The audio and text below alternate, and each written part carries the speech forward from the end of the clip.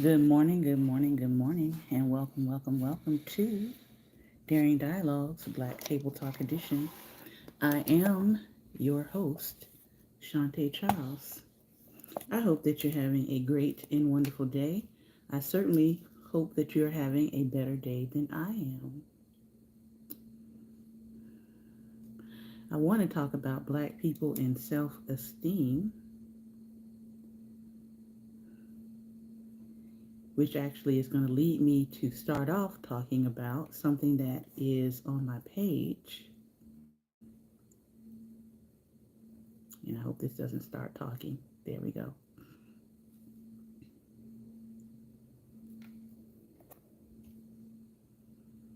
And that topic is Black people and self-esteem. And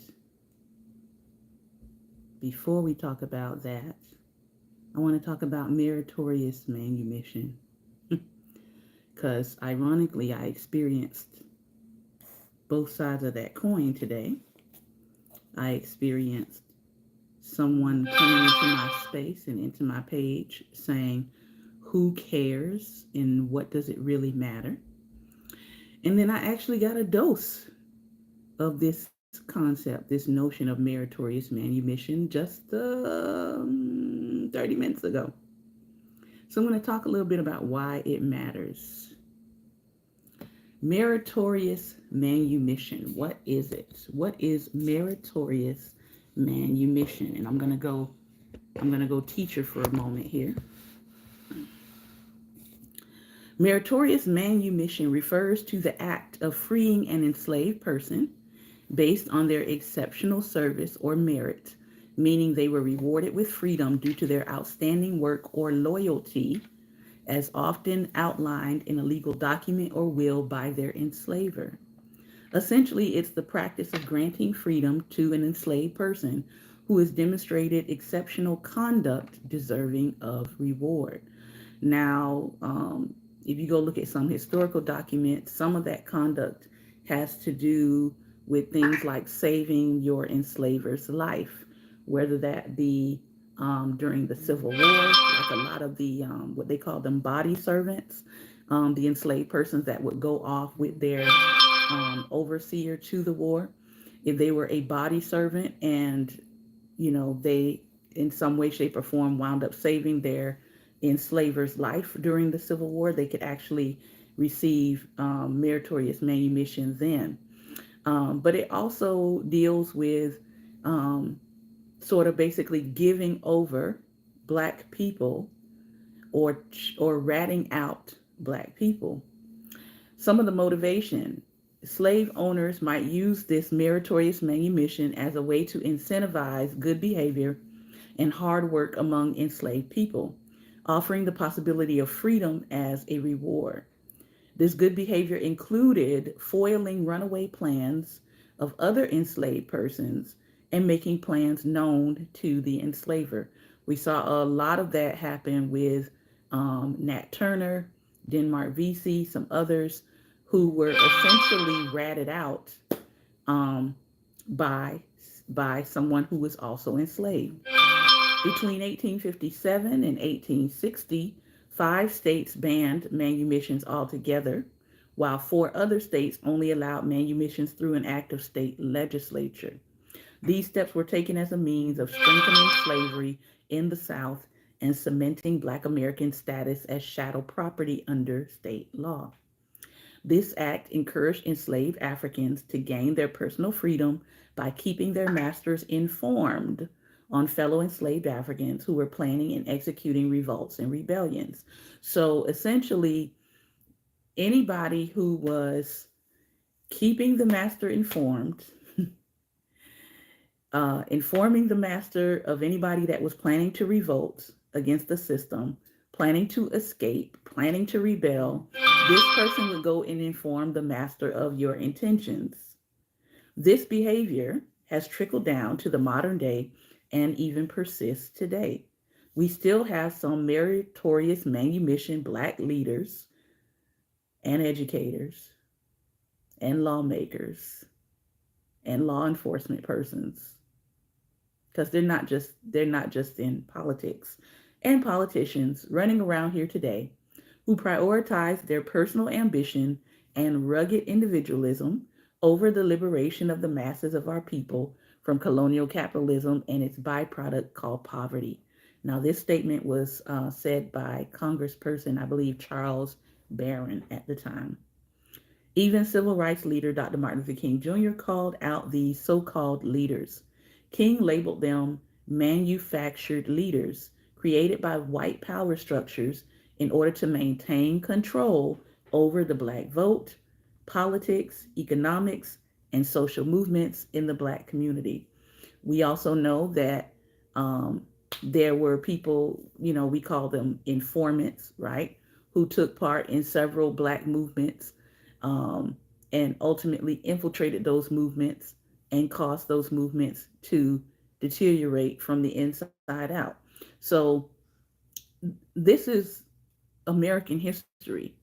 So, when I saw this meme from this page and it says the revolution will be digital, it's a whole series of graphics, and they talked about they're sharing like 7 different black people, all of them in politics, who campaigned for a table in a certain administration, but then they earned no seat when it finally came down to that person naming their cabinet for the incoming administration. And on the post, I said we all have a responsibility to steer clear of this kind of behavior and the people who propagate it. No sooner than I had said that, than someone who was running for a political seat in Alabama, of all places, decided to tell me, who cares? Who cares? I mean, really? Well, we care.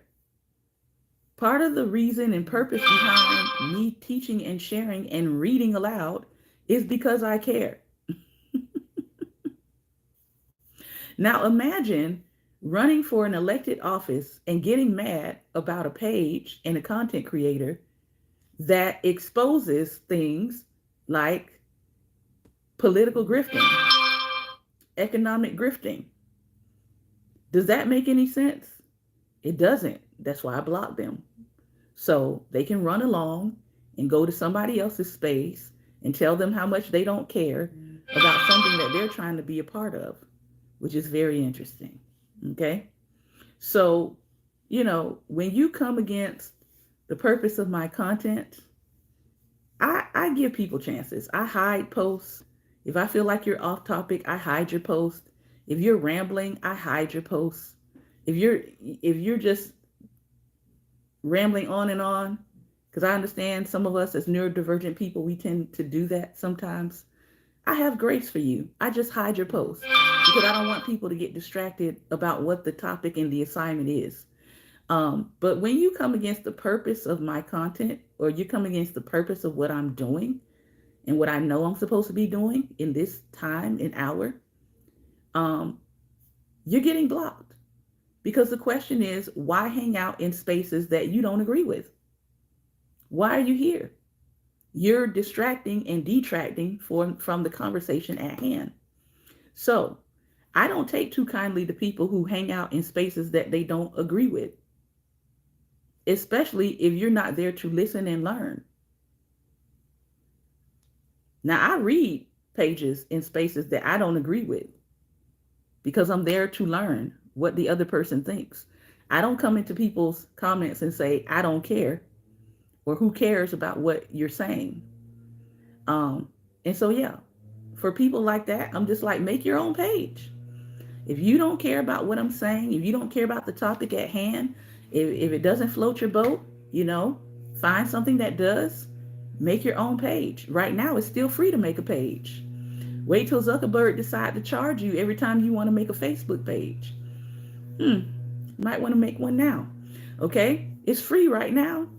So I said to myself, I'm having a good day. I'm not trying to stay in Pistville. So I'm going to go woosah, and I'm going to go and have a great day. Well, I did my woosah. I came out of my woosah time and I said, oh, I've got an opportunity to cash in a reward today. So I'm going to go to this breakfast place. I'm going to put in my order. I'm going to get this reward. Well, I went to the breakfast place. I put my order in on the app before breakfast was over, got in my car, drove down to pick up my breakfast, and somebody inside the store had canceled my order because they said breakfast was over. And I would have to go inside and talk to a manager. So I get in, I go inside, and I say, hey, I put my order in way before breakfast time ended.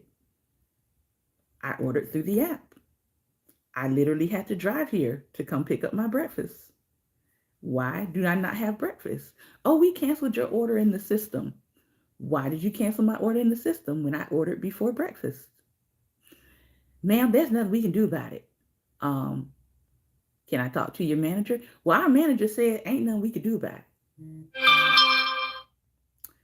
I said, are you sure there's nothing you can do about it? Are you absolutely sure there's nothing you can do about it? People are standing there waiting.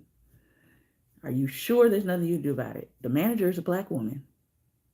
The manager is like, no, there's nothing we can do about it. So I said, okay. So your manager has said there's nothing you can do about it, but I have your owner on speed dial. So I'm going to go text your owner, and I'm going to tell your owner what happened, because it is now 11:14 and I still haven't eaten breakfast. I need to eat something. So I get back in my car. I am messaging the owner and I'm saying, look, this is what happened. I came up here to get my breakfast. They canceled my order. And as I am doing that, let me show you how the universe works. As I am texting about this, a white man comes to my car and knocks on my window. And he said, I rolled down the window. I was mid text. I rolled down the window and he said, hey, I saw what happened to you back there. And that was just really wrong. He said, let me show you my bag. I did the same exact thing. I ordered a few minutes before the app closed for breakfast. I got in my car and I came here. I still got my breakfast. They turned you away at the counter. And when I went to the counter, they gave me my breakfast. And he showed me his bag. And he showed me the time that he had ordered. And I had actually ordered before him. He showed me the time he ordered. And then he showed me that he got his breakfast after the time that breakfast closed. And he said, oh, and you want to take some, oh, you're talking to the owner now? Oh, I will be happy to hold up my bag so you could take a picture. So you can show that somebody else who came in after you received their food that they denied you.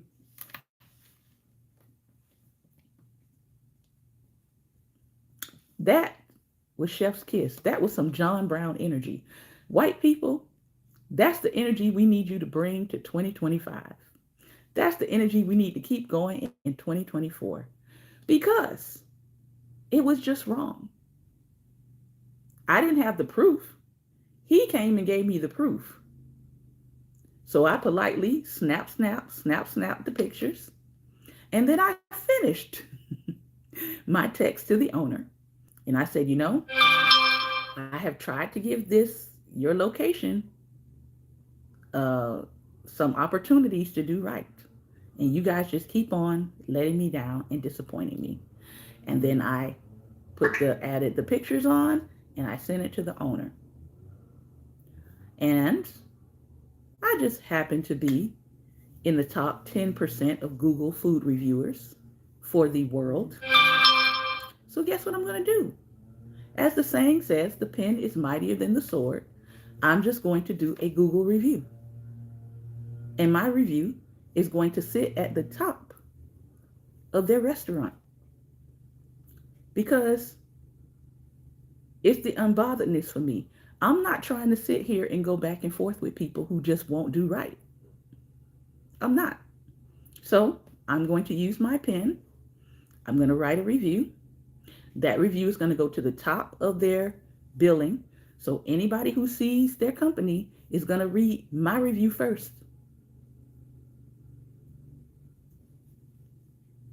But I thought it was interesting as I talk about meritorious manumission because that black woman manager displayed she displayed the qualities of someone who would participate in meritorious manumission. She denied me my breakfast, and then the person who came after me, who actually ordered after I did, she was happy to serve them. And that person looked at what they did and saw that it wasn't right. It wasn't fair. That's not how you're supposed to operate. If breakfast is closed, right? Breakfast is closed for everybody.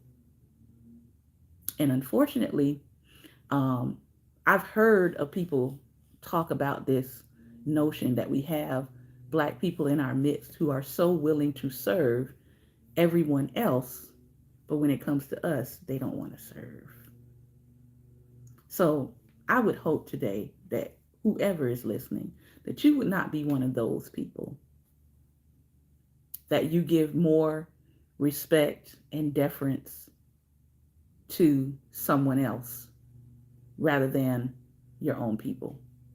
But that is a concept that comes out of meritorious manumission. But like I said, I didn't go back and forth with them. I just said, hey, are you sure you cannot fix this? Are you sure you cannot rectify this? Are you sure there's nothing that can be done? You told me no.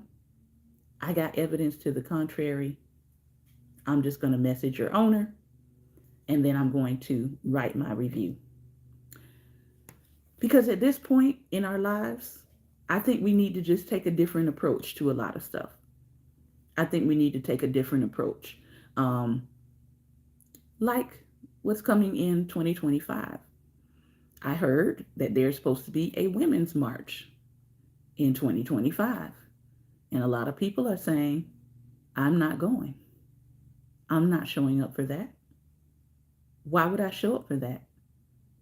The people who voted against their own interests, or the people who have now realized that they voted against their own interests, those are the people that should be there. You want to go? Help yourself. But there are a lot of people who are saying, hey, we voted to preserve a semblance of democracy.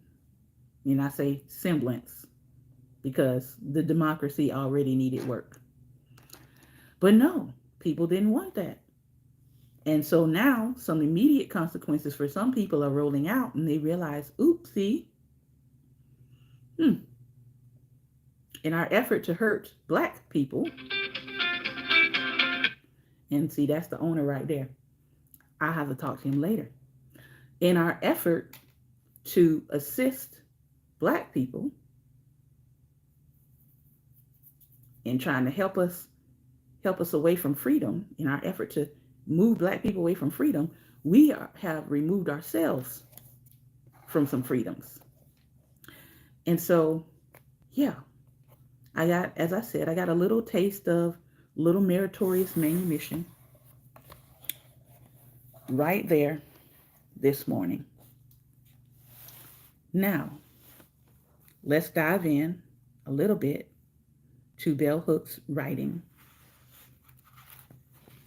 Rock My Soul, Black People, and Self-Esteem.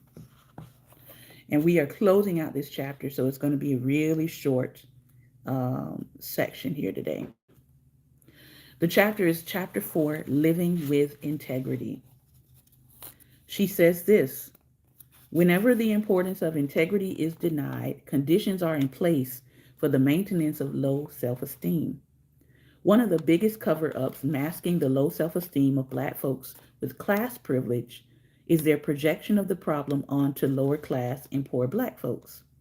Most of the books about these issues are written by middle and upper class folk who usually focus their study on disenfranchised Black folks. This pattern may very well be the reason so few efforts have been made to examine the negative self esteem of Black folks who, on appearance, seem to have it all: education, money, connections, endless opportunity. We lack a language to talk about the low self esteem of those who have material and career success. Yet, when we consider the biographies of numerous Black entertainers or athletes who have attained economic privilege, unprecedented wealth, and fame, we can garner evidence of low self esteem. Ironically, downplaying the importance of personal integrity continues to be a factor for individuals who seek success in arenas where corruption has become the order of the day. Most folks know that I know who are dishonest in business dealings will claim that they practice integrity in other areas of their life. But lying and deceit tend to work like a virus, spreading to all parts of their lives. This is why it is important to consistently live our values. When Nathaniel Branden first began to write about self esteem, he acknowledged that this nation was moving into dangerous habits of being through the condoning of corruption in everyday life. Insightfully, he writes, the challenge for people, and it is not an easy one, is to maintain high personal standards while feeling that one is living in a moral sewer. Good grief. Grounds for such a feeling are to be found in the behavior of our public figures, the horror of world events, and in our so called art and entertainment, so much of which celebrates depravity, cruelty, and mindless violence. All contribute to making the practice of personal integrity a lonely and heroic undertaking. Everyone struggles with issues of personal integrity in a nation where the belief that anyone can be bought if the price is right prevails. African Americans, economically disenfranchised for so long, have been and are particularly vulnerable when offered unprecedented economic gain for participation in activities that demand devaluation of self and others. One more time, because again, this is a part of that mindset of meritorious manumission. I'll say it again.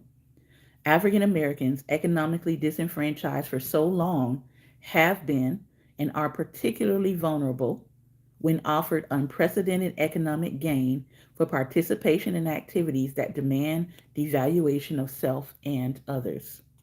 Even though we all live in a culture that would have everyone in this nation believe that anything we do that gives us money, especially wealth, is somehow exempt from moral scrutiny, we can and must resist such thinking if we want to have psychological well being.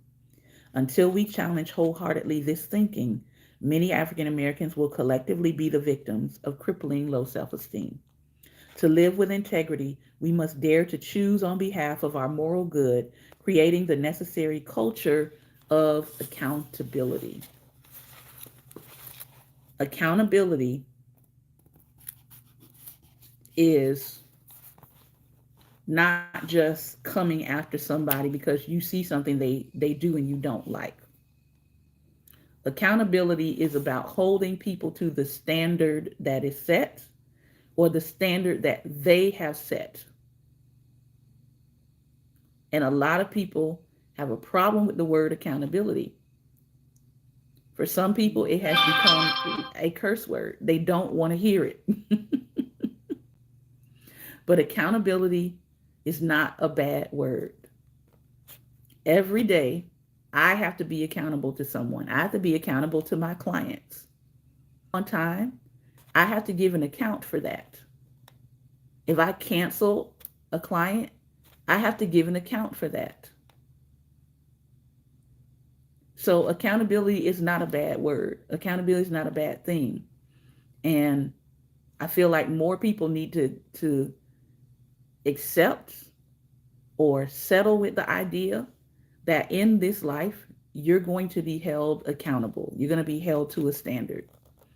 Now, whether or not the standard is just, that's a whole other conversation. but accountability in and of itself is not a bad thing. I want to thank you.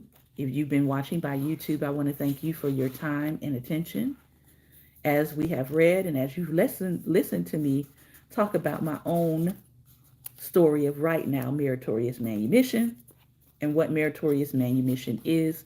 I encourage you to dig into the idea of meritorious manumission and check out some stories of past revolts, past revolutions, and see how much those things were infiltrated by people who did not want to be free, people who felt like the personal reward was greater than a collective empowerment or a collective freedom. They were willing to take the personal individual reward while leaving other people in a terrible condition. All right. Again, thank you for your time and attention. I am going to have the talk back in just a moment. I've got to figure out what platform I'm going to have it on because it looks like my Facebook may be having an issue here. I'll see in a moment. But if you don't see us on Facebook on Black Table Talk, we will head over to at Daring Dialogues on IG, and we will have the talk back over there. All right. So check for us in just a moment on either platform if you're interested in listening to the talk back or the audience response. Take care, be well, and most importantly, be light. All right. If you are here